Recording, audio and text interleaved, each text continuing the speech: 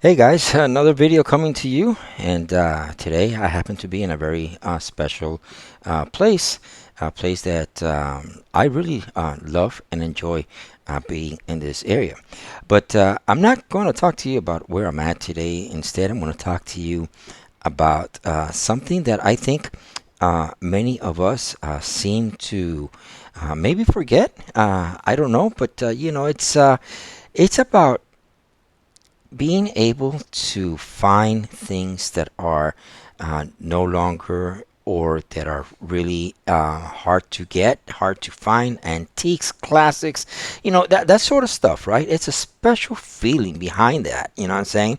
There's something that's truly magical about, finding a piece, of this past, there's sort of like a thrill, when you find some antiques or collectibles, especially like when you find vintage cameras, it sort of transports us into a different time, a different dimension, a time when maybe you held your camera and you just clicked on it and you hear that sound of old metal hitting against metal because it's just part of that era, part of that old antique feel, where things were made so much better. Even in the books, even in the books. Like for example, today I picked up something here where I am at a and I enjoy a lot.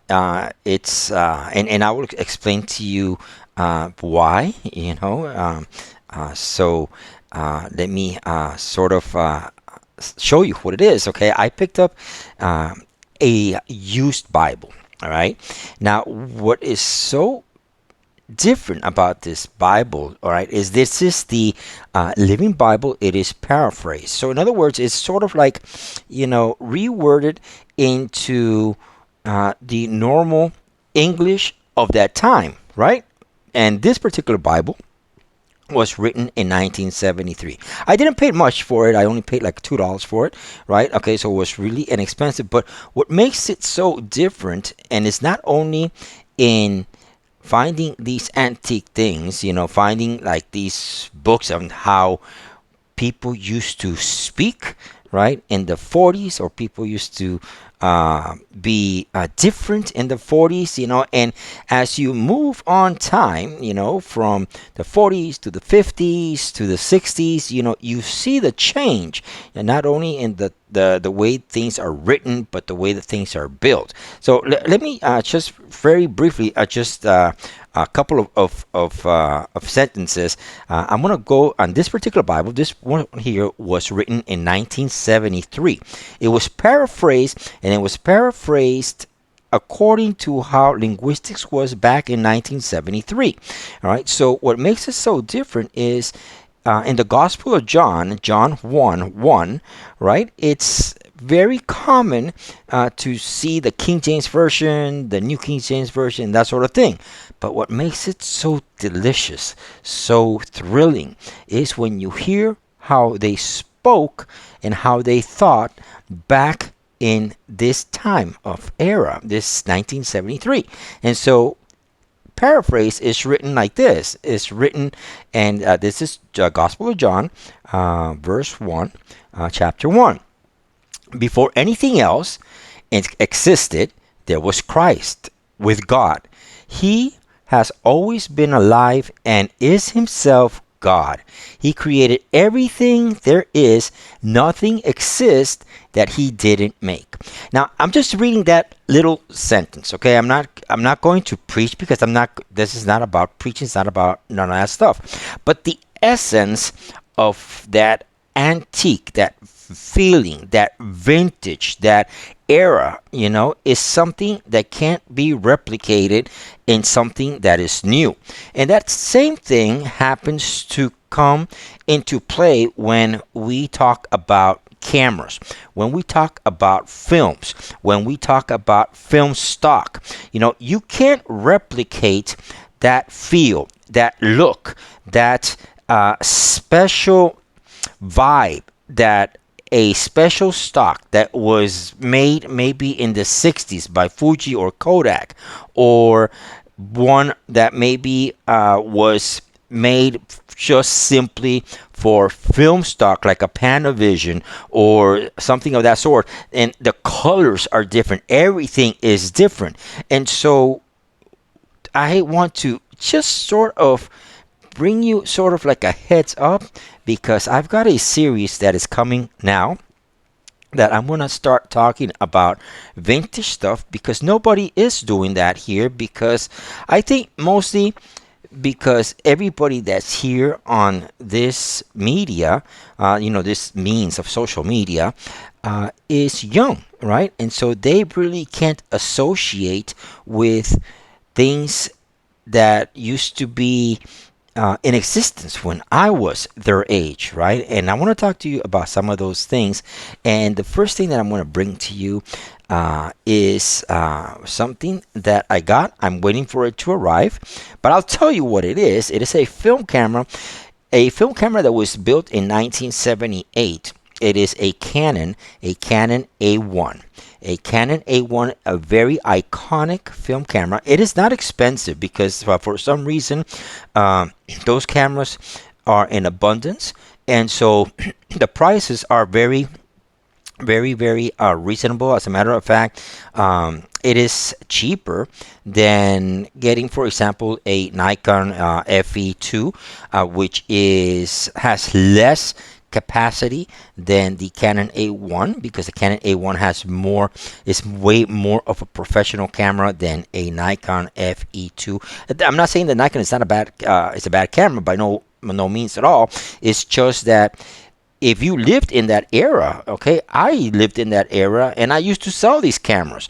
And this camera, the A1, was almost twice as expensive as the Nikon FE2. But today, the Nikon FE2 is more expensive than the Canon A1, and it has nothing to do, all right, with people want that camera more than the A1. Absolutely not. Not in the film cameras.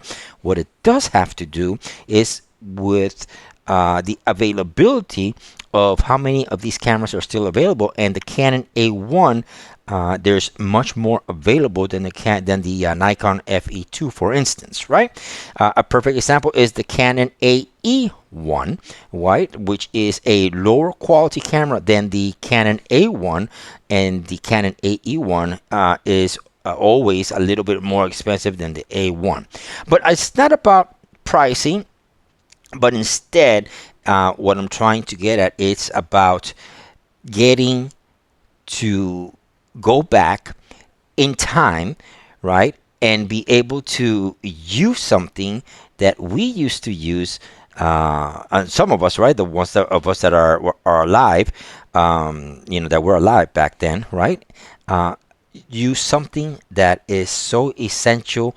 It was so advanced at that time, and even when you hold it, when you see the mechanics of it, when you see what's available for it, it's just wonderful. It's just really wonderful. So I'm gonna be as soon as I get that camera, it should be here probably by Friday. All right. Today is Wednesday. Is that correct, honey? Today's Wednesday. Yeah, today's Wednesday. Okay. Yeah, today's Wednesday. Okay, so I should be able to have it here by Friday or Saturday, and it's coming in with a Canon 50 millimeter 1.2 L lens, and I got an 85 millimeter 1.4, I think it is, L lens also, or 1.2 L lens. Anyways, those, I got a 15 and 85 L lens, an FD L lens mount for that camera.